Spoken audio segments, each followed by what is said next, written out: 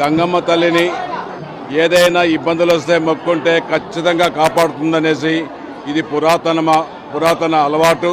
ప్రతి పల్లెలో, ప్రతి ఊర్లో, ప్రతి చోట కూడా ఈ గంగ జాతర చాలా అద్భుతంగా జరుగుతూ ఉంటుంది. చాలా కోలాహలంగా చేసుకుంటారు. ముఖ్యంగా మహిళలైతే ఈ గంగ జాతరకైతే అంబళ్ళు పోచుకుంటూ పరిశుభ్రతతో పూజలు చేసుకుంటూ అమ్మవారి మొక్కులు మహిళలు కూడా తీర్చుకుంటారు.